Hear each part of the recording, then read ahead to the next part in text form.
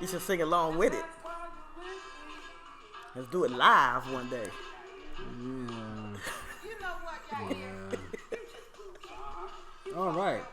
And if it wasn't for the lighting, the beautiful lighting, my face wouldn't look so greasy. But mine's greasy too. And you know what else? You got real big feet. Ooh, I'm a brother. I know I'm a brother. Skin's brown, hair's black, makes it white. That's why you love my style. I know you do. You have it like that. You think so. And ooh, I am the man on this side of town. It's an awesome intro.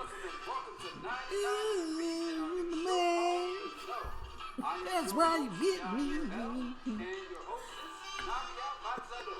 Welcome to our little world. Get ready, because here we come.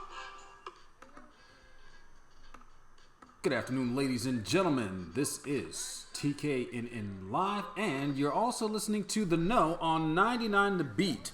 Shout out to all of our listeners that are now tuned in. We just want to give thanks to this beautiful Sunday evening, as a matter of fact. I am Yair L, the disagreeable. We switched up, and I am Navia, the triple disagreeable. Triple disagreeable? Yes. Oh, no, okay. You know, Navia, the triple disagreeable. All right, so now, what we have today is a very interesting topic in which people are going to have to use their brains and turn on their thinking caps again. Mm-hmm.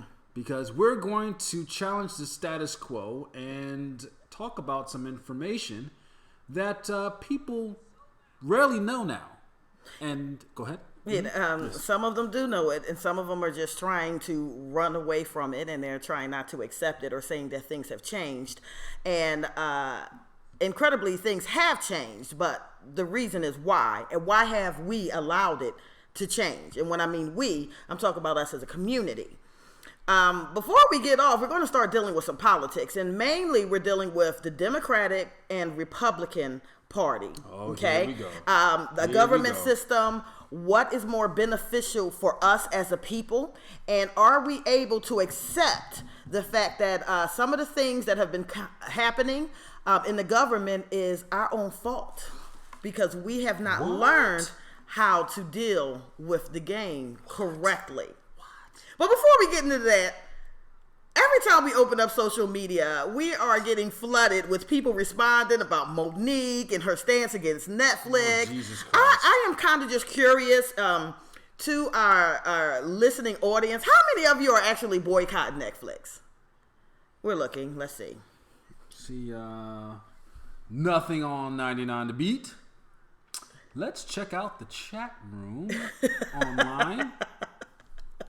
Let's see here. Gonna go. I mean, we're going to discuss this. We want to discuss this next week, but I really want y'all to kind of think about it. Yeah. And we want to know if you are supporting her and her decision to stand for herself, you know, no matter how disillusioned, you know, you might think she is, or if you don't think that she's disillusioned at all. And maybe she does have a valid point, and maybe you agree with her stance. But I am very curious to know how many of you guys are actually supporting, you know, this movement and are boycotting Netflix and chill, so to speak. So far, what we have is 0. Goose egg. No one gives two blankety blanks about boycotting Netflix. I'm sorry. I really feel for Monique at this point in time, but you know, don't start. Okay, Don't all right. start. Okay, Don't won't. start. I won't. Because I feel like we were segueing into something that yes, was just going to be, you know, crazy. Well, you know, that tends to be, you know, our quick conversation before we get into the meat of the actual broadcast today. But I will behave. I'll behave, and I'll just continue to monitor the chat room, and of course, the chat room on TKNN Live. All right. So, with that being said, please proceed. Okay. So, everybody's up in arms about Donald Trump. I understand, black people seem to be afraid to death that, something's going to happen. We're going to lose our benefits. We're going to lose our Social Security. That, it's like this unspoken war against black people, that's going on. So I decided to pull up and look at some of the policies and stuff that he has the laws that he has enacted. And, I just want to make this disclaimer, first of all, that everyone is very much entitled, to their opinion. That's right. And what we value as truth, you always have to maintain and understand that it's relative to your perspective. The position that you are standing in at this moment is how you look at life. So I just wanted to start off by asking you guys a question. My question is, if I was rich and my friends were rich, and I had all of this land, acres and acres of land, and I decided to pay some of you guys to come and live on my land, and I provide for you a home to stay in. If you're asking me of special needs or things that you need, I go ahead and provide that for you as well. And what I'm asking you for in return is to just continue to stay on my land and build when I need you to build, plant when I need you to plant, cultivate when I need you to cultivate. But meanwhile, the entire time, me and my group of friends have the inside scoop on how to get wealth, remain wealthy, but I'm still taking care of you. Would you feel like you were a slave? All is free? It's a really good question. No, I wouldn't feel like a slave at all. Okay. You wouldn't feel like a slave, and why? Well, all of it's free. All of it's free. Why? Okay. But now, say later on in life, you start to notice that my friends and I are continually building. We're continually expanding. We're continually creating wealth and businesses.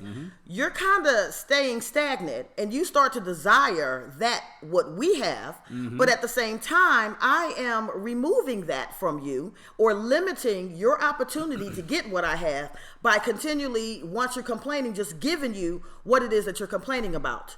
Would you feel like you're a slave? No, because it's given to me.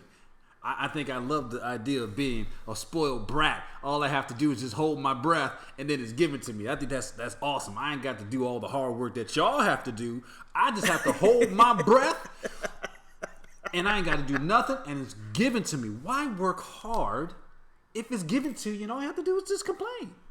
I understand that. I'm not a slave. Unfortunately, I get what I want. unfortunately, this is how some of us in the black community is actually viewing this. What you have failed to realize is the Democratic Party has actually been doing this to you for years. Absolutely years. Wow. Okay? It's not quite done in the manner that I presented to you because it's under the radar. And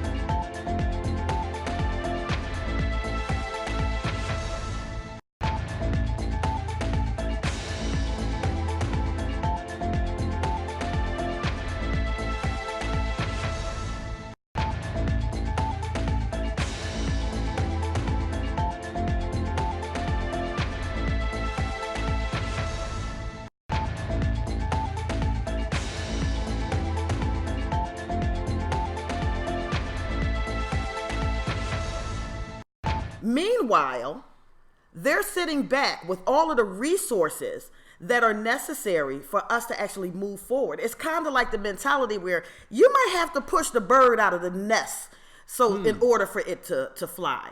And what a lot of people don't even realize is most of our ancestors actually were Republican. See, we have this false narrative of what Republican Party and the Democratic Party actually stand for. Okay, and we need to go back and visit a little bit of history, because many things have been passed down to us through generation and generation. We grew up voting Democrat because our parents were. Very true. We grew up fighting and championing for the Democratic Party because our mothers' mothers was. But how many of you actually looked at some of the great leaders and where their position was? I'm talking about African American, where their position were and why they had that actual position, and what was more beneficial for us as a people.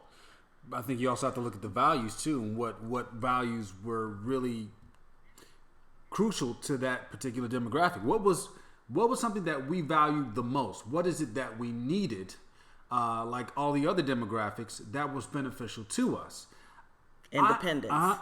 There you go. Independence. Okay. Mm-hmm. And for some reason, we have gravitated away from that, more for a codependency with our government. And the reality is, if you haven't worked for it, if you have not put aside for it, it is not obligated to you. Everything in dealing with the economy is an ebb and flow. Mm-hmm. The economy has always been volatile. The government has always been volatile. So we can't live our life expecting something from us. You can't always have handouts or expect to have handouts all the time. I think, like you said, we have to be kicked out the nest and learn to fly on our own.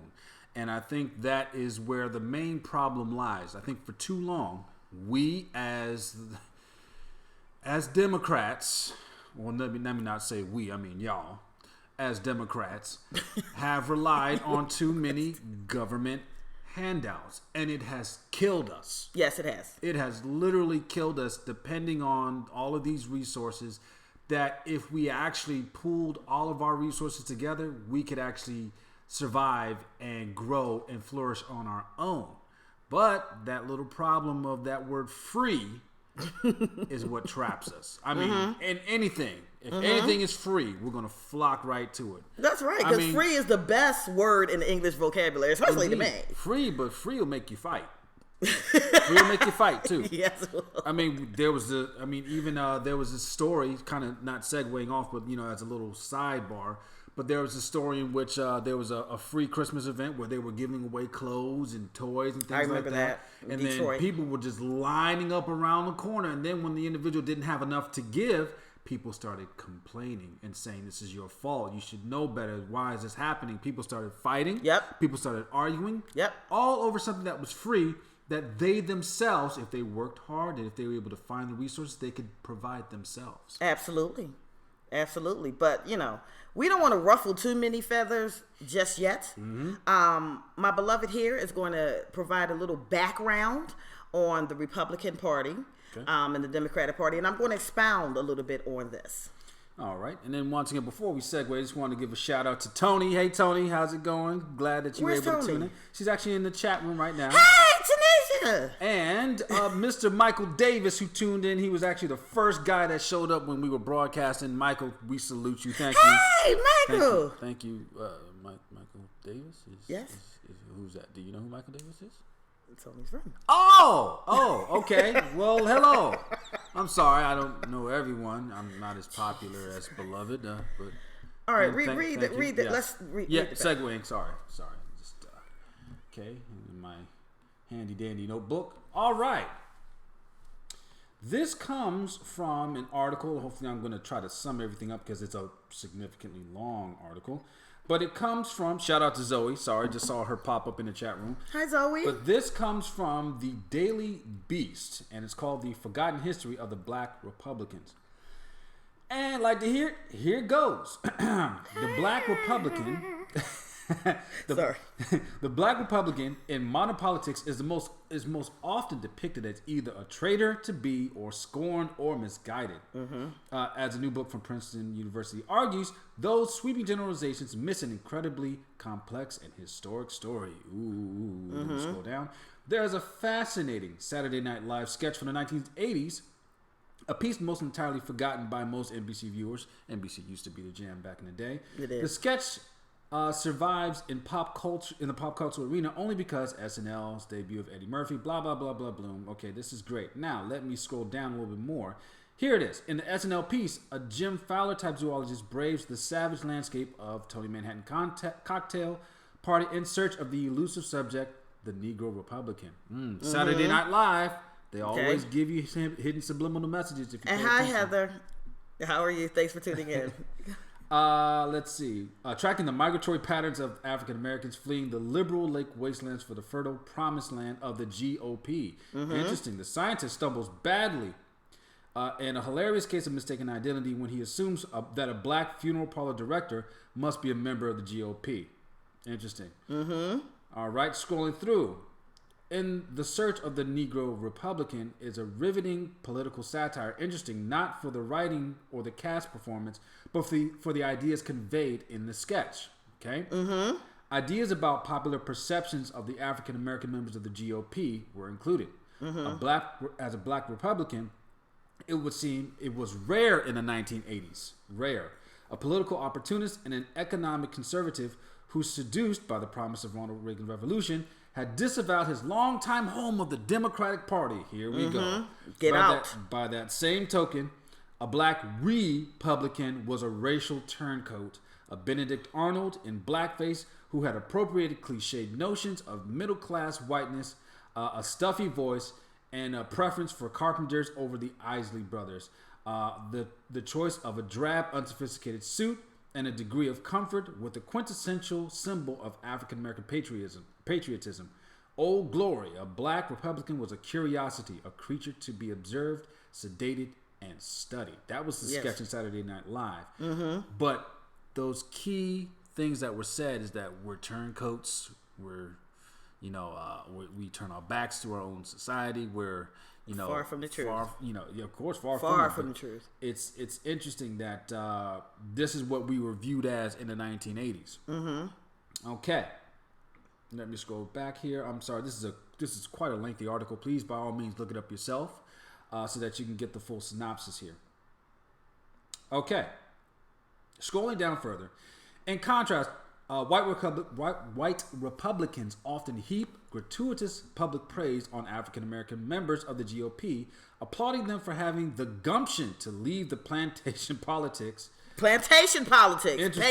Of the Democratic Party, as Pat Buchanan did on CNN in 2011, while defending Herman Cain. Oh boy. This line of thinking stems from the flawed and simplistic belief that African Americans have been brainwashed into voting for the Democratic Party. As a result, ignore the benefits of belonging to the GOP. The trope of the Democratic Party as a slave plantation has been a reoccurring feature of the GOP rhetoric since 1968, when Richard Nixon mentioned it in an interview with Jet magazine. Predating even this, black Republicans have used the phrase regularly since 1964. Such thinking is problematic, often condescending and occasionally even bigoted, insinuating that Democrats have brought the black vote with government handouts. And the African Americans are therefore unable to make their own rational political choices, therefore sidestepping the GOP in repelling black voters. I wonder what's happening today. I'm telling you what's happened today. Because of the way that the Democratic Party has been giving us and giving us and giving us, and because of our fear of actually stepping out and becoming independent and learning. Remember the story that I first came on air and talked about. Would you be considered a slave if I kept you, in my farm, and I provided for you a home, I provided for you retirement, I gave you food, I gave you shelter. Meanwhile, me and my friends were still capitalizing on wealth, opening businesses, and I kept that information from you. But as long as you complained and I gave you something, it will stop your complaining. That has what's been happening for years now. No, we're not slaves. We get stuff for free. Okay, that has been happening for years, and it's in the guise of democracy, but it really isn't democracy. I want you to think about these things, because as long as I am not giving you the opportunity to grow, to become your own independent person, to open up businesses, to expand your education. And many of us are afraid to even step out there and do that on our own. Very because true. we have grown so dependent on somebody giving us something. So when people like myself come forward and we step up and we say, listen, y'all need to get out of the Democratic vote. Y'all do, because they haven't done anything for us. They have not, and then I get called a traitor, or a coon or something like that. But the biggest thing that I want for my people is to become independent. Okay. See, now that's even, and I wanted to kind of chime in on that one too, because it's also a web, so to speak, when it comes to some of those handouts, because some of those handouts is what also entraps us, like the black man. I have to say that, but I mean, think about it. When you have incentives such as being on child support, or being on Section 8, being on certain government handouts where the government takes care of these things, somebody's got to pay, and 9 times out of 10 it is us here, where we're trapped in a vicious cycle of having to pay back these loans, which is exactly what it is, these loans, for the purposes and benefits of the remainder of our demographic. So we're stuck. I'm sitting here. The chat room is lit right now. Okay, all right. Jane says, ooh, politics. What's up, you two? Rhonda says, sounds interesting. What's up, Navia? What's up, Jane and Rhonda? Danielle says, that's why you need to pick some from the Democratic and Republican Party. Precisely. Most people don't even know why they are Democratic or Republican. They just are because of their family. That's what I said earlier. Yep. Good point, Danielle. You got it. Lisa says, I think we should pick for both parties to get them good and bad out. That's what's up. And you know what? I agree with you, and I was getting ready to hit on that. Most people don't understand the art of war. Okay? Yep. We don't understand. So we're going to be defeated if all of us continually gravitate to one party, and you understand how history moves. After a certain amount of period, you know that the next person in is going to be Republican. So everything that everybody gravitated to has now all of a sudden been demolished, and then we're starting all over again, and we're just fighting a losing battle because we can't get black people to start voting Republican so they can infiltrate on both sides. That's how you win a battle. If you have a small amount of people that are in the Republican Party that are considered the Tea Party, and they are implementing all types of laws that you don't agree with, then you're right there to kind of counteract that. We don't lose when we're involved in every aspect of the government. You only lose when you start gravitating like sheep to one area. Exactly. Okay? So if you're trying to make a change, there's 3 types of people in this world. Break okay? It down. Break it down. There's 3 types of people in this world. There are the ones that play the game. Okay, the ones that infiltrate the game, and the ones that drop out of the game completely. Now let me break this down on which one is what. There are the people, the black people who know how to play the game. Okay, they're going to go along with the fray. They're going to do everything that was told to them. They're not going to fight. They're not going to buck. They're going to play the game until they get to a certain level where they have established their independency. They're going to continue to play the game while on the low, still helping their own people. And these are ones that we consider philanthropists or humanitarians or things like that. They're still pretty much involved in the game, okay, because it was the game that got them to their plateau. But on the low, then they have decided that they're still going to help people, but they're going to do it away from the game while still being in the game. Do you understand what I'm saying? Then there is the second type. The second type is the infiltrator. This is the person that will go along in the game to try to change it from within.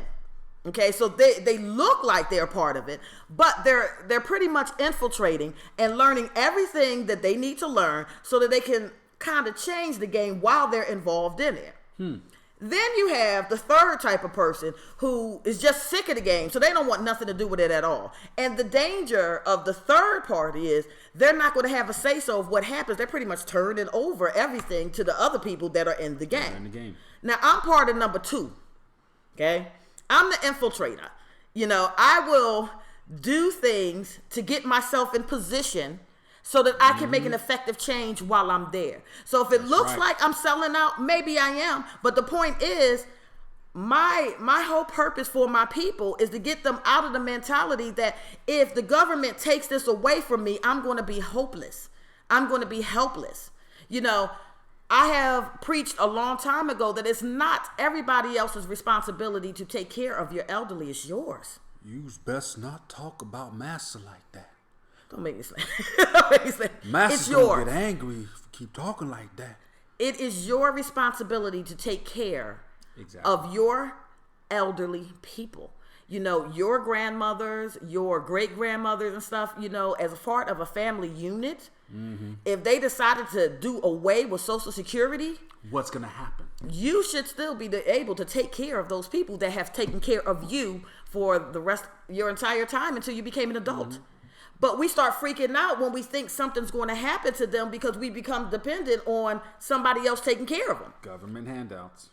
Now, you know, I was talking to Beloved, okay, and I said one thing. I said, you know what? We always are combative. We always view the world through the position that we are currently in because it's our narrow scope of thinking, you know, that causes us to be closed-minded, you know, at certain times. And I know when I was dirt poor, I would fight viciously, you know, for the cheese, the government cheese, you know, the government food stamps, you know, all that stuff because I needed that, you know what I mean? Or my mother needed that. I was really small during that time, but, you know, I know that it was a part of my life that my mom and my parents were kind of dependent, you know, on that system. But my mom, you know, when she got on her feet, that system was no longer a factor for her. And I also remember, you know, being part of the working class that, you know, I had a young child. And every year that I filed my income tax, I looked forward to that earned income credit. That's right. I'm going to tell you something. Still you know, I looked forward to that because that earned income credit was my come up. You know, things that I couldn't pay for, you know, throughout the year. They was taking some taxes from me. Now I get it back. Plus, hey, you know, it's time to get lit, get my nails done, all of that stuff. But when I crossed over and started to a certain income bracket, you're like, I started to see it a little bit differently, okay? Because I started feeling like, why am I continually owing? I'm busting my tail. And first of all, y'all got to understand, I don't believe in income tax anyway. I am in favor of a consumption tax versus income tax because I honestly believe if I work for it, it should be mine. Good point. Okay? Great period. Point. And another thing that a consumption tax would do, I bet you it'll teach you how to spend your damn money. Okay? You wouldn't be going out there getting things that you can't afford. You know, yes, products and services will be more expensive, but you will learn a little bit better on how to budget and become more responsible with your money if they did a consumption tax. But anyway, I started feeling like, hold up, why am I constantly paying taxes when I'm, you know, and they're getting bigger and bigger. And then at the end of the year, I have nothing to look forward to. And it was almost as if, you know, I am working against myself. You know, so my perspective started to shift a little bit because now I'm in a different perspective. I'm like, I'm constantly giving money to pay for, I don't know, Nene down the street, you know, who is constantly having children that she can't afford. And now it becomes my responsibility. Now, I don't want y'all to get the wrong impression because I'm very altruistic and I am a given person. Okay? But I choose, and I feel like I have a right to choose who I give my money to. That's right. And for what reason. And I feel that it is highly unfair that I am being forced to give my money because we can't be responsible as a people. And beloved, that right there is a view of the Republican. That is a view of the Republican, plain and simple. Yes, I would like to give. Yes, I am altruistic. Yes. But you have no right to tell me what to do with my money. Why do I have to allow you to take money from me to give to people that are undeserving? Key word is undeserving. Because mind you, the creation of some of these programs are beneficial, but there's a point where it should not be a crutch. That's right.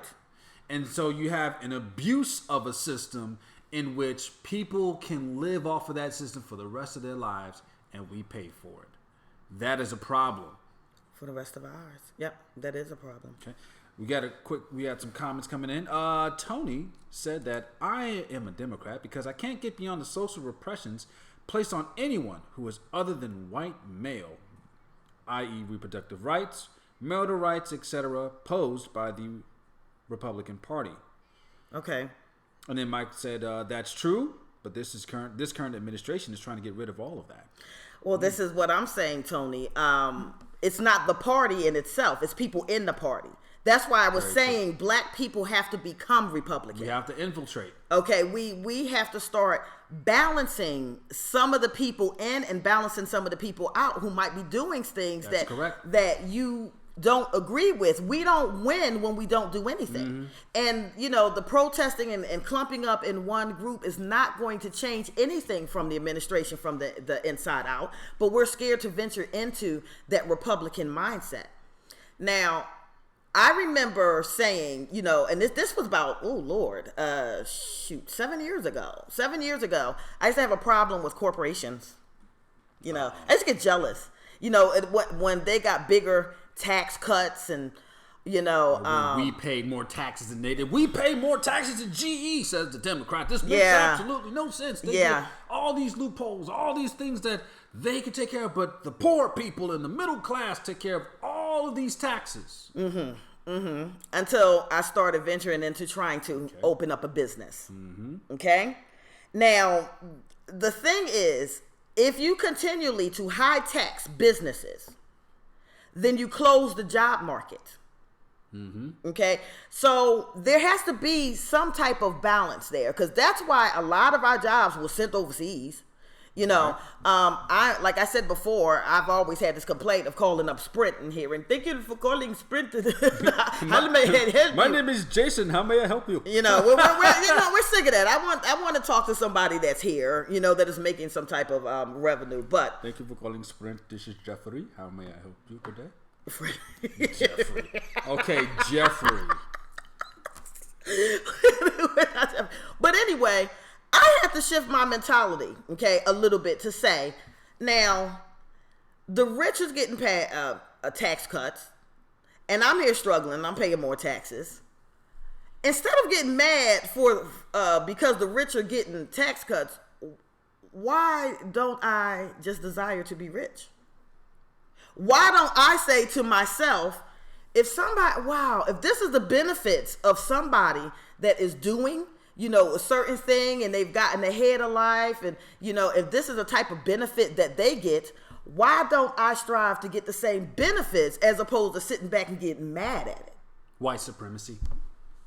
White supremacy stops you from getting rich? Yes.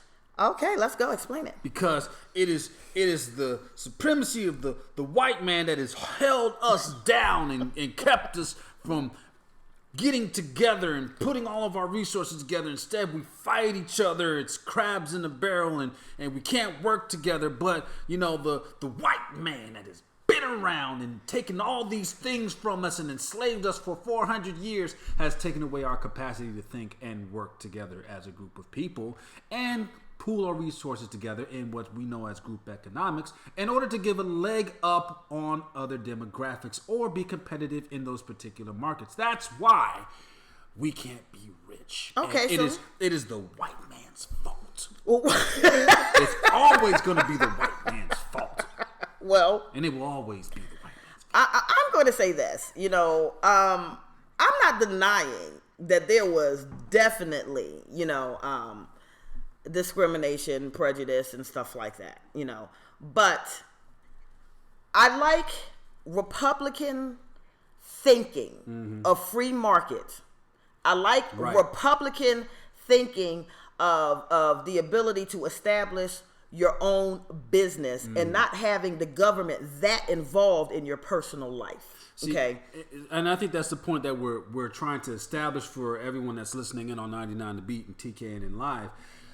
The moniker or the title of Republican and Democrat have been skewed over a long series of time. It's been reversed. Because the role of the black Democrat, I have to actually, hone in on that. Excuse me, the black Republican, let me correct myself, had some of the same values that some of the Democratic parties had, but with the same mentality of having a free market, being independent, being conservative in certain ways to help, people that needed the help. Mm-hmm. That has changed, and what we see by mainstream media is the fact that Republicans are greedy, Republicans are filthy rich, Republicans don't care about anyone else but themselves. Republicans don't give two craps about anyone who is poor. They all need to, be out on the streets and figure out a way for them to be rich and wealthy just like them. When that's not the case. That's right.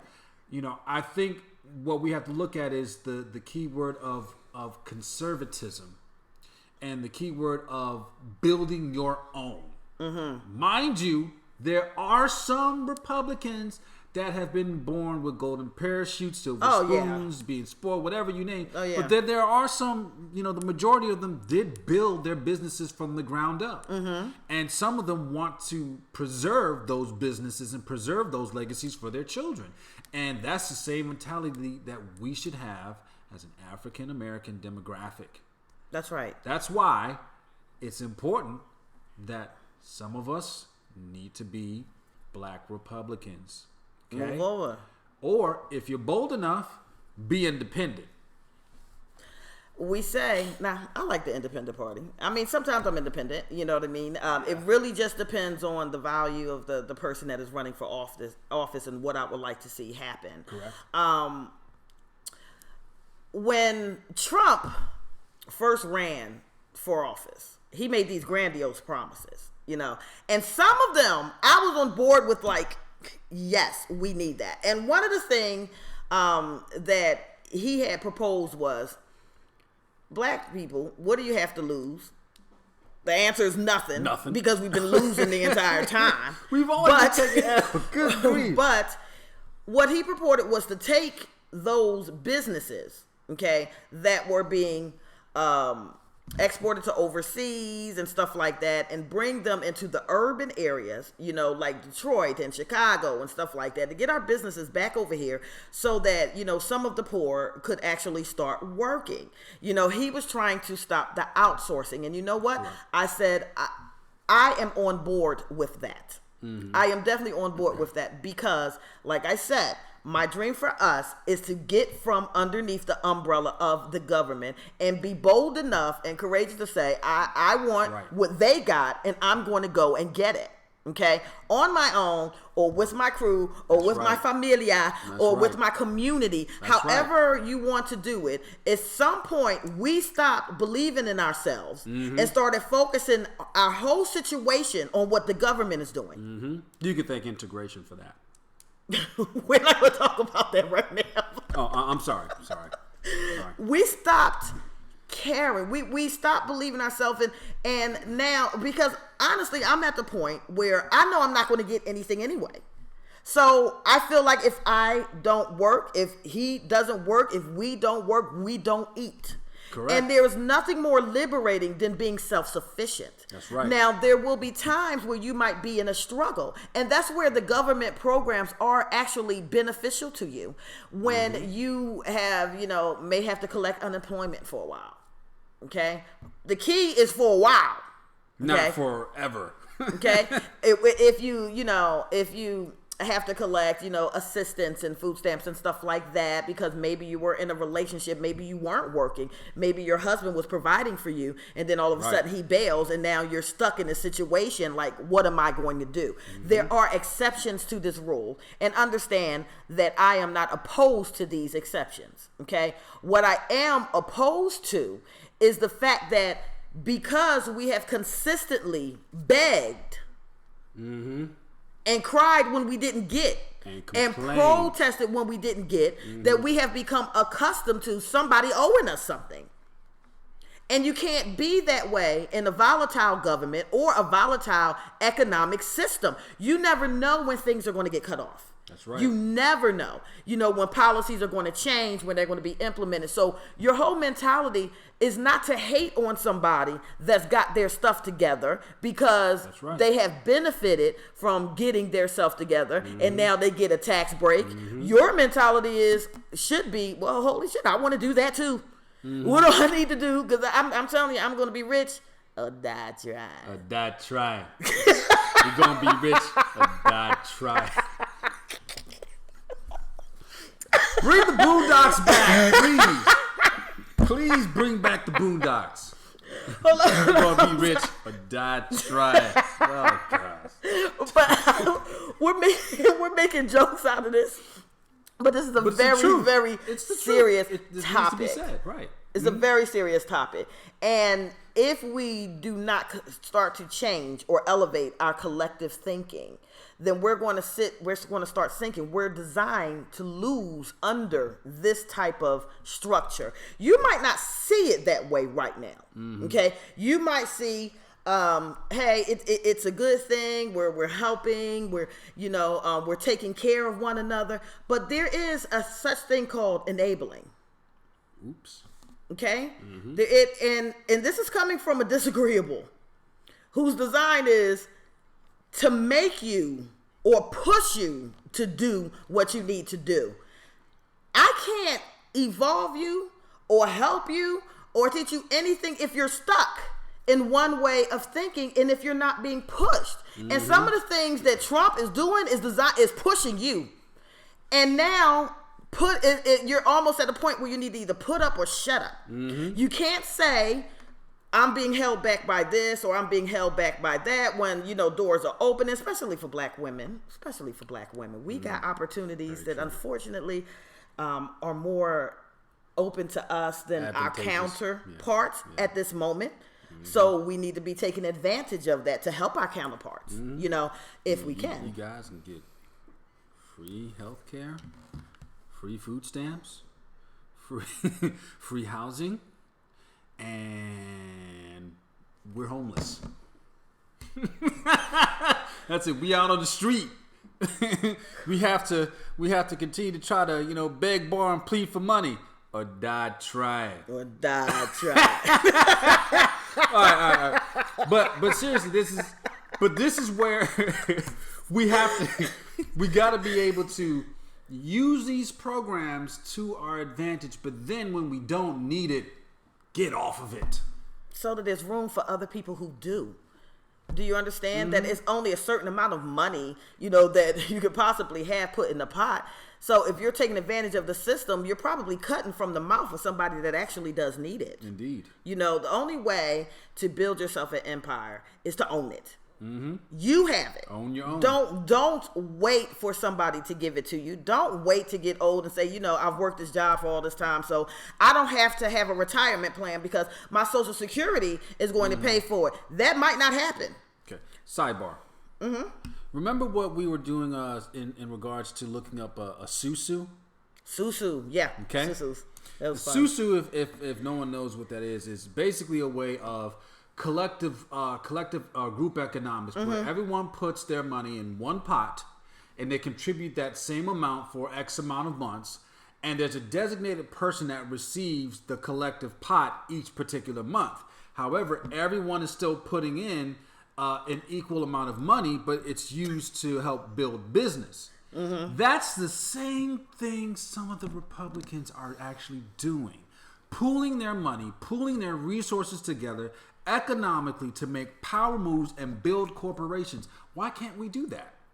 What is wrong with that? The white man.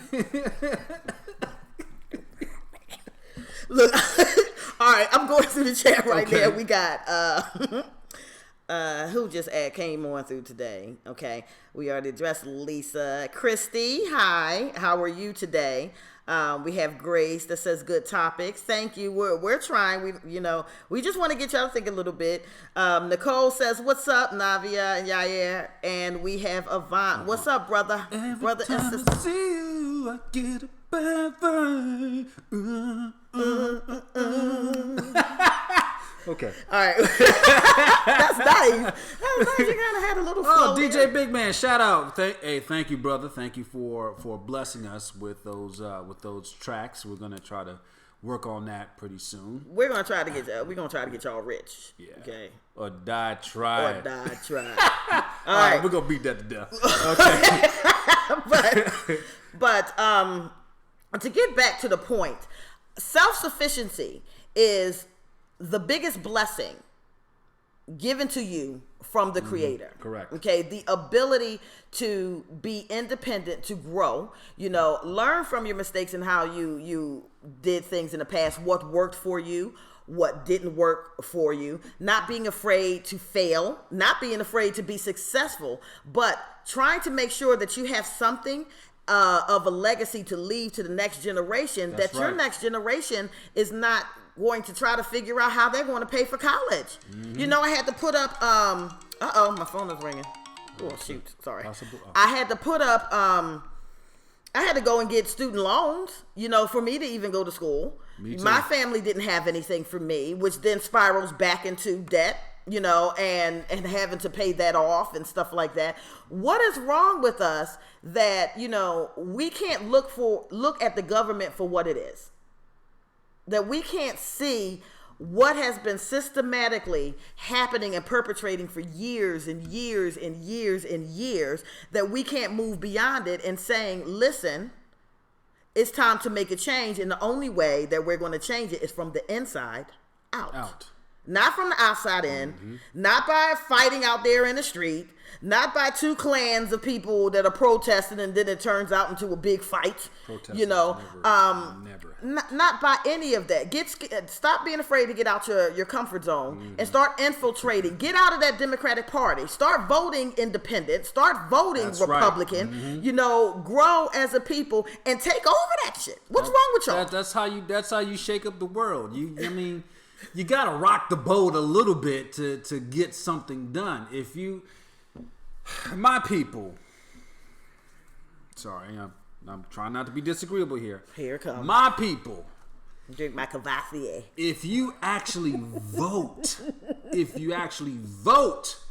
and vote strategically, you can shake up the world. I don't care what people have to say, saying voting doesn't help. Voting is just all one big propaganda. People have already been established and voted, maybe on the federal level, maybe on the grand scale president and cabinets or whatever. But locally, when you vote for your councilmen, when you vote for your senators, when you vote for your aldermen, when you vote for your sheriffs, sheriff is an elected office. When you vote for your judges, when you vote for your magistrates, you have the voting power to change things around. Why do you think that some of these Republicans that are corrupt are gerrymandering? Mm-hmm. They're gerrymandering and redistricting things around to exclude you out. Do you know why? Because you want to continue to vote for the wrong party. But if you wanted to vote for the Republican Party and you continue to post oppositions within that party, guess what happens? They can't change certain things around that exclude you. Do you understand? I hope you're understanding. I sure hope you're understanding. Because this system of Republican and Democrat and all black people here and all white people here is ridiculous.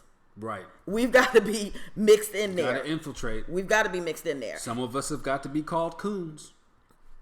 But I mean, are you afraid of being called that? Yeah. I get called a lot of things. Me too. I'm called crazy most of the time. But I don't think I have earned the moniker of being called a coon yet. Maybe I haven't pissed enough people off. But Lyrical Lions, the first lady at 99 The Beat just chimed in. Greetings. How you doing, sis? Thank you for listening in. Thank you. Peace and light. Thank you for listening in. DJ Rod Piper, how's it going, brother? All is well. Thank you for tuning in. If you guys have questions, please feel free to ask. We have 2 chat rooms going, which is why I look crazy looking in several screens, trying to make sure that, if there's anyone that has any questions, I see those questions in time. Michael Davis, I missed your question earlier. You said, what did he say? He said, so what is the case? And I forget what I was saying during that particular period in which you asked that question. So I'm hoping that you're a little bit more specific in what you were asking before. And we do have a bit of a delay on YouTube. But also, probably on 99 The Beat, in the chat room, if you guys have any questions, comments, please chime in. We're asking for your participation. We would love to hear from you. We want to hear from you because we only think that there's 1, 2, 3, 4, 5, 6 people that are listening, and there's more than 6. So we would love for you all to please pose a question, ask a question. Let's start this dialogue so that we can all start making some moves and thinking collectively as possible Republicans and independents to make some moves and shake up the world. I went to a holiday get-together, a holiday dinner with a relative, and somebody mentioned something about Republican, and I remember the woman responding, that name is not even allowed in this house. And I didn't say it anymore. Like, I don't want to ruffle anybody's feathers. You know what I mean? I want people to think, for themselves. And I don't believe in imposing or infringing my beliefs on anybody. This is where I stand because of some of the experiences, that I have been blessed in my age to have experienced, But when you start feeling so strongly, about a word that represents an organization, and not looking at the individuals that are encompassed in that organization, then, you're kind of biased by it, and I can't be biased by it. I know that there are some people in the Democratic Party that does have Black people's interests at heart. I can't say that all of them, are racist, but I was able to recognize a somewhat racist agenda by exclusion, so to say. And what I mean by exclusion is limiting opportunities in favor of something given to you. Whereas on the other party, it's more trying to take away to push you, or to give more opportunities to the business aspect, of us, if we do believe that we're strong enough to handle our business, if we are able to go out there. You know what I think the perfect party should do?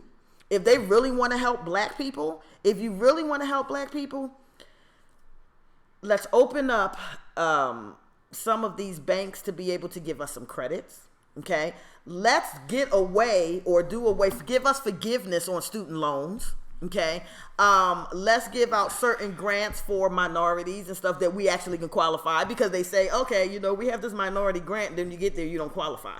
If we want business opportunities. That's what we want. I don't want you to constantly give me something, because if you constantly give me something, I'm not going to want it for myself. But if you want to help me with some of this debt.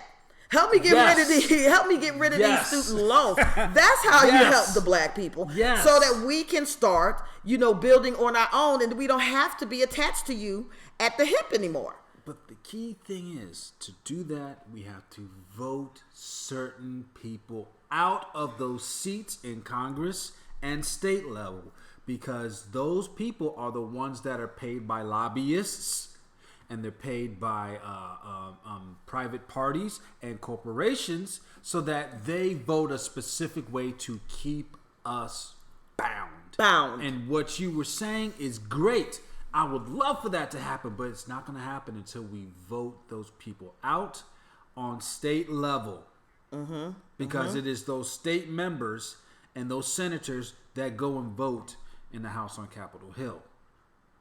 Could you imagine a Republican Party where a Tea Party presents some type of law and getting filibustered by Black Republicans standing there? Oh, they would. And saying we're not going to do that. Could y'all imagine that world? Could you imagine the Congressional Black Caucus being Republican? Interesting. I wonder what would happen if they were Republican. Last time I checked, they were all Democrat. Learn the art of war. I could be people. wrong. I could be wrong. Somebody in the chat room correct me. If I'm correct, the Congressional Black Caucus are all Democrats. Why? I don't know. I really don't know. There was a picture. Will you show that picture? Is there a way to show it? Yeah. Of our ancestries. You know, our ancestors were Republican. Okay. Those of y'all who love Dr. Umar Johnson and all of that, and he's claiming to be, you know, the descendant of Frederick Douglass. Guess what Frederick Douglass was? Republican. Okay, a Republican. But okay, he's gonna find something. I don't know if many of y'all have seen this photo before. I came across it maybe about 10 years ago, and I was like, whoa, this kinda makes sense. But how are you going to be able to show that? I'm just going to have to put it up on the screen, and then hopefully if there's I might not be able to present the link in the 99 to Beat chat room. But, all right, ladies and gentlemen. Can y'all see this? Till I can learn quicker with OBS software. Here it is. There's a glare. But if you take a look at that right there, okay? Right here on this screen, okay? To my, this right here, all right? Is a, oh crap, I messed it up. Just like that. All right. Get it back. I'll get it back. Here's a picture of my thumb. Everybody, it's my thumb. Sorry, the green screen might conflict a little bit, but if you guys can see that, okay, on this side here is a picture of the Democratic Party. And where my pinky is, below my pinky, is the Black Republican. Do you see how they made fun of us? Mm-hmm. They made us look like we're non-human. Mm-hmm. Whereas the Democrat, okay, is white. Okay? Now, I wonder why. And the ones who wanted you to remain slaves. Remember that. It was the Republican Party that fought against slavery. And all you've seen it was it reinstituted in a whole different manner that we have been so blind that we couldn't catch on to it. That's correct. But it is God's grace that you got Yael and Naviah the disagreeable to bring this stuff to life for you so that your eyes can be open and you can see what it is that we want you to see. Jesus. Whoa! Whoa! Jesus. Whoa! Jesus.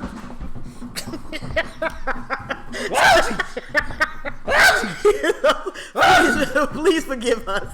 Please forgive us. Woo! Woo! Sorry, I need a praise break for that one. All right, okay, we're kind of overheated here, so now what's going to happen is we're going to take a quick break, and we're going to come back and break bread a little bit more on the mythos of the Black Republican, and hopefully we're going to field some questions. Hopefully someone might have some questions. Don't just listen Please, to us. by all means, say something to us, and then that way we can kind of interact with you all and see how you all really feel about this topic. Once again, this is TKNN Live on 99 to Beat and The Know. The Know News Network. Up next, as we take a break from TKNN Live on YouTube so that we're not flagged.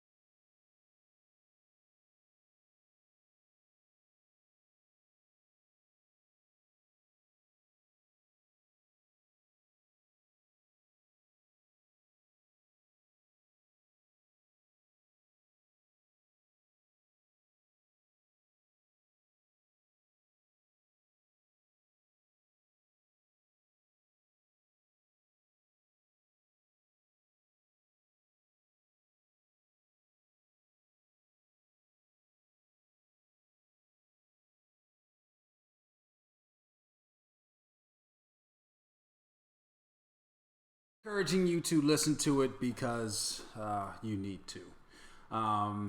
Again, that song is very controversial. It is a very controversial song. People are pissed off. Listen to it, you'll see the actual undertones behind it and why it's done. Again, it is satire, but then there are very prevalent points that if you listen to it without getting emotional, you'll understand why it was done. Not to mention that, again, re-emphasizing that the artist is black.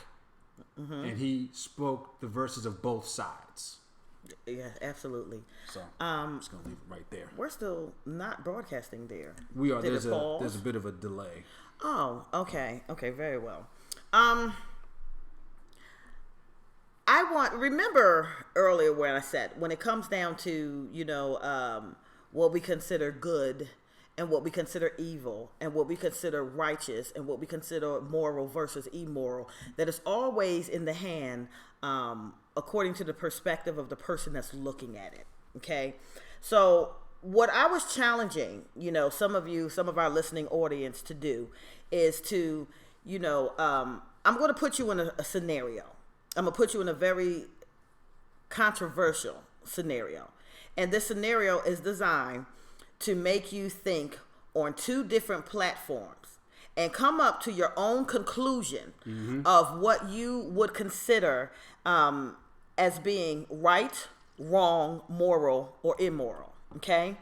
Now, to my people out there that are working class, middle class, even lower class, however they want to classify you, because it's all, BS anyway. But it's not what you call, it's what you answer to. Right. It's all BS anyway. But I want you to consider, you and having your family and your husband, say you want to be your stay-at-home mother, and your husband works his tail off, okay?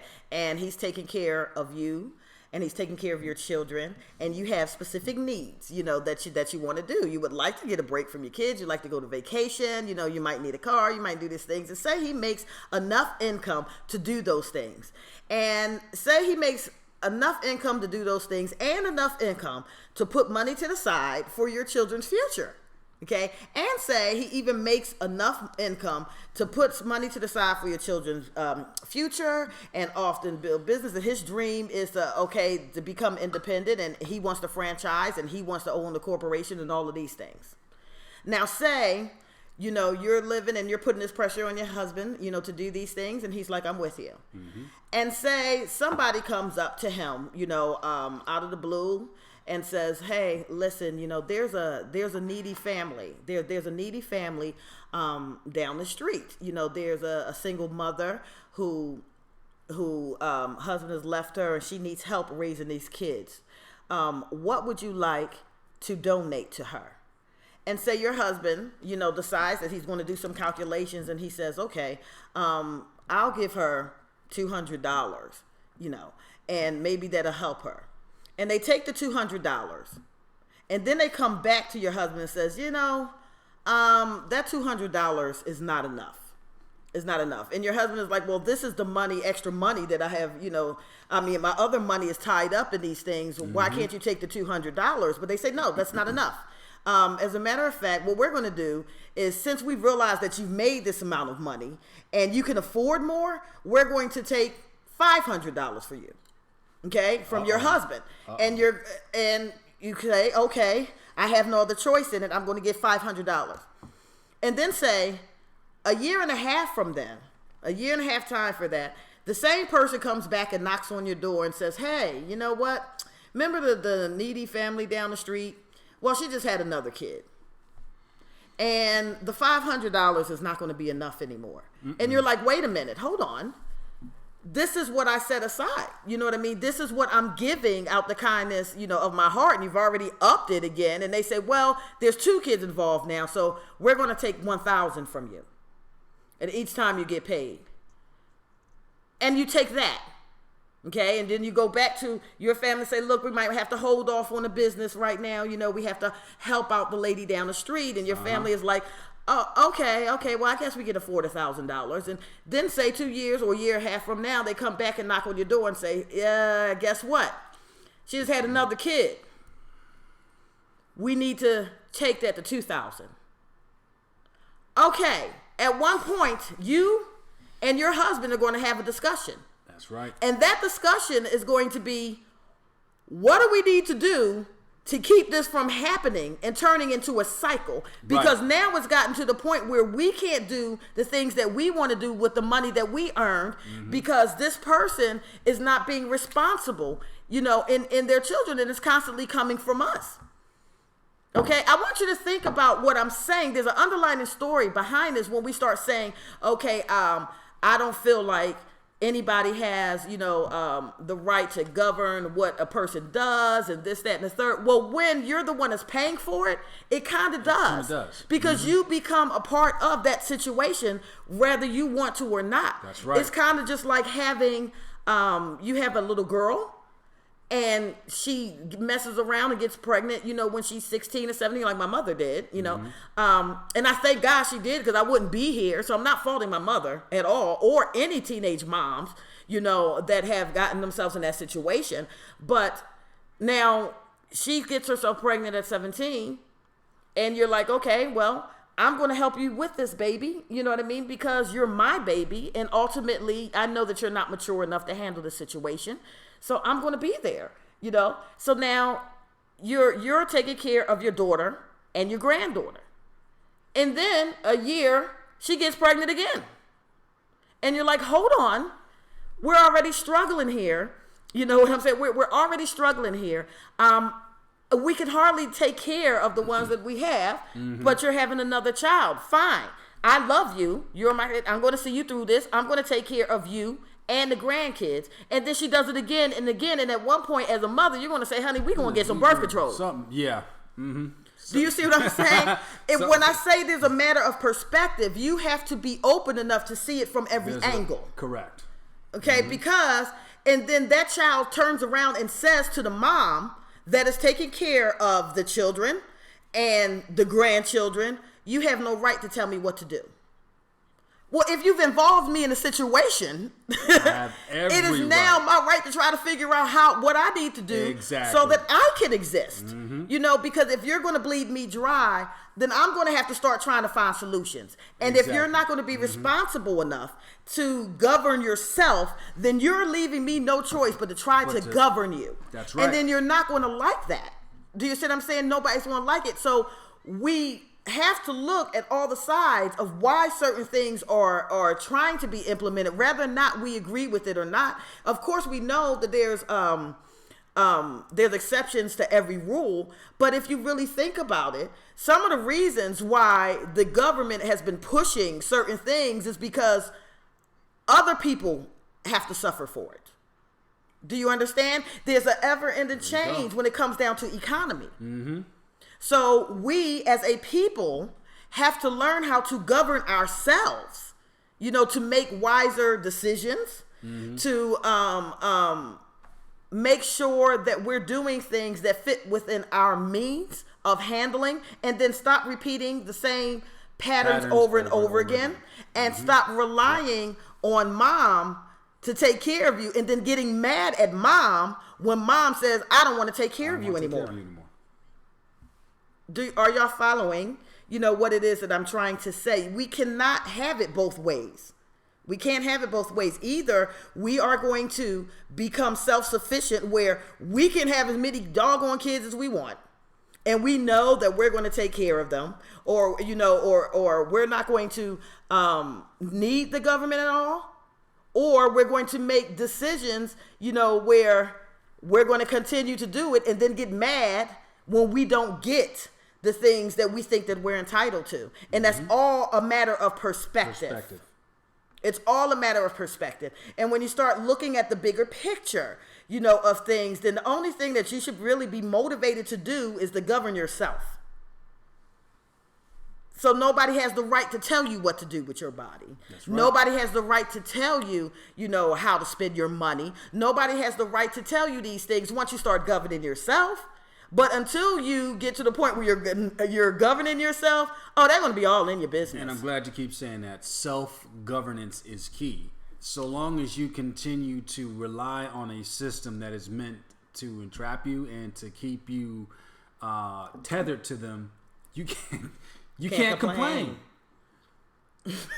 You can't. You have sorry, yes, you're human. Yes, you're an adult. Yes, you can do all these things. But as long as you are tied to someone, as long as you're asking for handouts, as long as you are getting benefits from somebody who, quite frankly, doesn't have to give you anything, you have no right to bite the hand that feeds you. So what are you doing instead? You find a way to get out of it. You find a way to establish your own. Listen, it's very simple. I was talking to this Moorish brother, and he was saying a lot of times the reason why we are not independent is not because we don't make enough money. It's because of our spending. Yeah.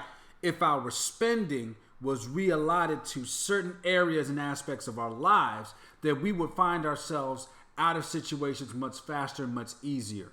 Right. You would be surprised at what happens if you, and maybe I should challenge everybody else out there.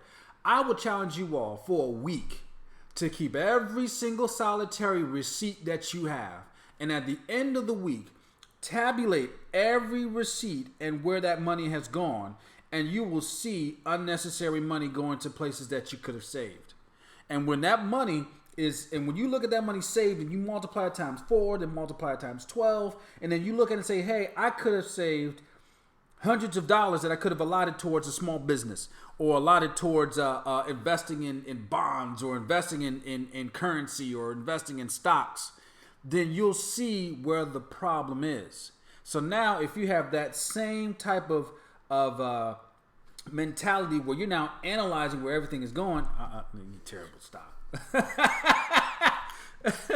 That same type of mentality. I mean, you're preaching, and you're stepping all over my toes right now. I'm sorry. All over my toes. Well, I mean, but the stuff you get for you looks awesome. So I like it when. But I don't have to get it. I mean, you're right. I mean, you wear it and you're beautiful. So thank you. You know, it's just I'm not gonna complain. You don't see me complain. Beloved, do you like this? Yes. Yes.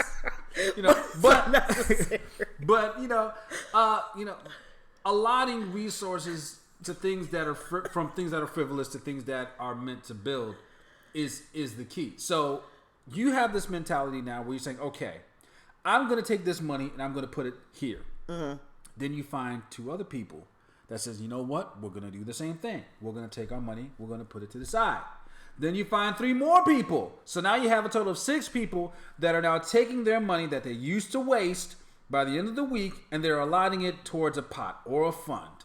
And then they're saying, hey, now as a business, I have this skill. Mm-hmm. I have this skill. 6 people have six different skills in which they can build a business. Mm-hmm. Now you're forming something where you can generate more revenue. You're now saying, for instance, if you all live in the same neighborhood, now you have the power to change around certain things in the neighborhood.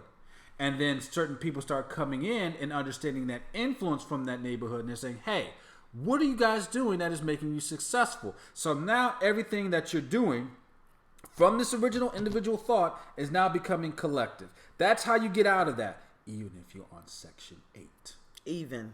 Okay? If you're on Section 8, then that means that any other money outside of that you get that you don't have to report, you can put under your mattress. Or you can say, hey, my friend, you're not on Section 8, but you have a good credit score. Can you put my money in an account and save it? Mm-hmm. Mm-hmm. That's all it is. Mm-hmm. And then as you are putting your money to the side, as you're doing it over a specific amount of time, now you're in a place where you can become self-governing and self-sufficient. You say, okay, I don't need Section 8 anymore. All the money that I've saved, I could get my own apartment. I can get my own house. Or I now have a cushion where I can search for jobs. I can search for something better. I can go back to school, or I can do certain things that I couldn't do before that will now allow me to better myself and my family. Mm-hmm. And I can still pay for things. Right. Okay? And then you might attract a man that sees your business savvy, your entrepreneurship. They might see that goal, that flare, and guess what? Now you got yourself an extra sponsor. There you go. You know, and a sponsor that's actually your husband and don't want nothing from you but your beautiful mind and becoming successful. So now you have built an empire because or a regular now sponsor because I like Yeah. I'm not gonna say no. Right. You know, now if you do have benefactors that say, "Hey, I want to sow into your life," then do not refuse it. Okay? Don't refuse it. Okay. If the universe wishes to bless you some way, somehow, exact gratefulness. Okay. But then take what you've been blessed with and also sow into other people's lives too. It amazing that you had brought it up earlier, the SUSU. Okay, a lot of immigrants like Haitians and what's the other ones? Oh Lord, SUSU, the Haitians, and the islanders. But which island? Like where our friend is from. Yahoo's from Haiti, but there's another one. Not the Dominican Republic. No, it's not the Dominican Republic. But anyway, it'll come back to me a little bit later. But they established SUSUs as a way of keeping themselves, above the game. Well, especially when they came over here, a lot of Haitians had actually gotten houses and apartments and stuff like that from SUSUs. Mm-hmm. They have governed themselves, and if you knew one of our friends, he got a lot of money. Okay, he got a lot of money. And I mean, suits, shoes. Good God. Okay, when he smells, he looks like he smells like money. Like money. Mm-hmm. Okay, so I like money. I like money. You like money too? That's awesome. I like money. And he did this. First of all, he has his own business. Okay, occupational therapist. He's an occupational therapist, and not only that, he started establishing SUSUs for other Haitian immigrants that came over there. And they would get these pots and going, and once a year or once a month, however many people they had, somebody would just get a big bonus. They would just get all the money out of it, and it's thousands and thousands and thousands of dollars. And with that money, then they would go ahead and build and open up their little stores and stuff like that, and they would just keep going and going and going and going. And they found a way to do that underneath the radar. We have some very, very talented DJs on 99 The Beat and personalities and stuff like that. And we're all kind of, meshing well together. And, it's always been my dream to actually have a brick and mortar radio station. Right. We know we got connections of people that are that talented, Exactly. So the thing is, while I'm trying to find a way, to make this happen. I know that if I were to make this happen, then I know I have people on board that's right. Actually local, and everybody can get this money. Come in, and then with this SUSU mentality or with this group economics, then a certain month we use the pooled funds to get a soundboard. We use the pooled funds to get a studio or all the equipment for recording. We use the funds to now get the furniture. We use the funds to advertise. We use the funds. Oh, I got the furniture. To go out there. Exactly. I got the furniture. We can use the funds to go out and start pulling in more clientele and advertising here and advertising there. We use the funds to expand. We use the funds to employ. That's right. And then those people that employ have these skills. Guess what? They bring more people in. So now we have this form that came from a thought, that came from an individual mentality, now becoming a group mentality. Did you say goop? I said group. But I was trying to say group economics, but I was trying to say group mentality at the same time. So it came across as goop? Goop, yeah. Goop. Okay. New word, goop. But what he's saying is absolutely right. And, when we're ready, let's just sit down and collaborate about it. And that's all that I pretty much have to say this evening as far as politics, how to think about it, and how to find ways to maneuver around the things that you don't like without limiting yourself. And I'm just hoping that somebody learned something from it today. I think so. I think as always, we have a great group of people that listen in. And even though they don't say anything, I firmly believe and have faith that they're learning from us. And I think as long as we continue to piss people off, they have no other choice but to listen to what we're saying, and they have to think about it and say, you know what, they might be right. There might be something to I don't like it, but they got a point. Yeah, and we love bringing our points to you. Also, I want to put a quick thing out before we leave here. If you do desire to be on the show, Okay. Please contact us and let us know. Some of you are on our Facebook friends. Maybe only 2 of you that are our Facebook. 4. Mm-hmm. 4 are our Facebook friends. Everybody else, I don't know. But you can look me up. I'm Navia Batzadok, and in parentheses it says the disagreeable. It's spelled the same way as you see in here. And of course, he's Yair L, the disagreeable. Mm-hmm. And add us on, Facebook. And send us an inbox saying, hey, there's something that I want to talk about, or, I want to be on the show. And if you want to be on the show, we would love to have you on the show, and you can rant your behind off, and we'll just sit here and support it.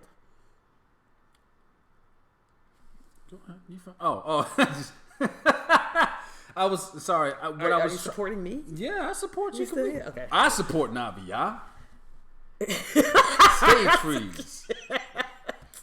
And I'm sorry, because I had some myths here. Oh, here it is. Okay. Just before we leave, we want to talk about a figure that Dr. Umar Johnson likes to praise the most out of everyone else. But I think a lot of people like Dr. Umar Johnson as well. But we want to talk about Frederick Douglass.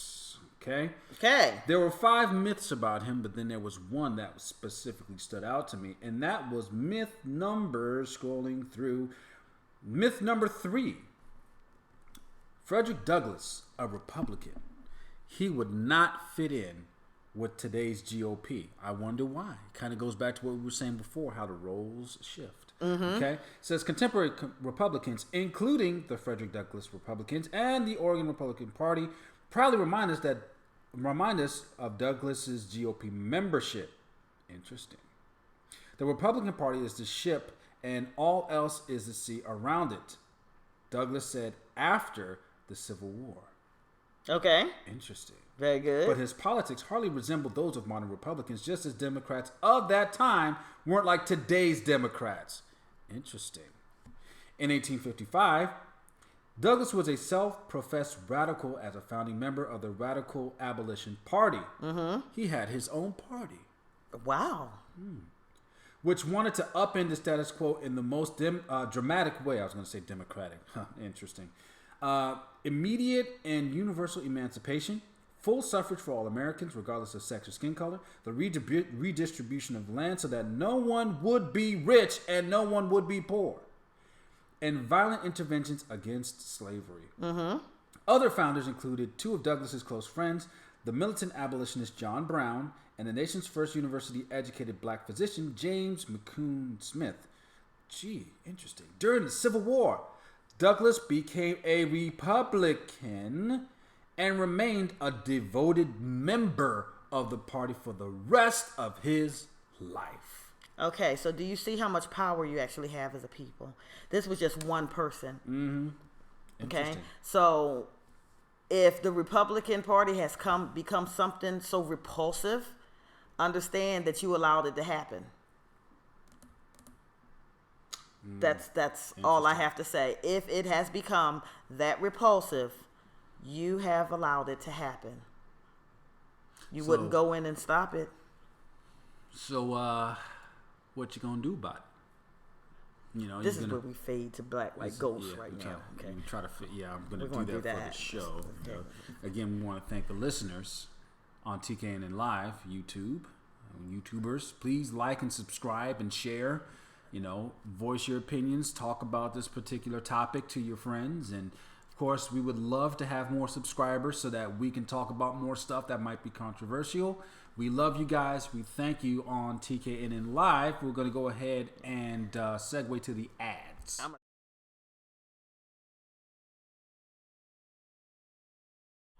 Take 2. Okay, we're going to go ahead and segue and allow beloved to turn into a ghost. Go ahead and ghost out on TKNN Live.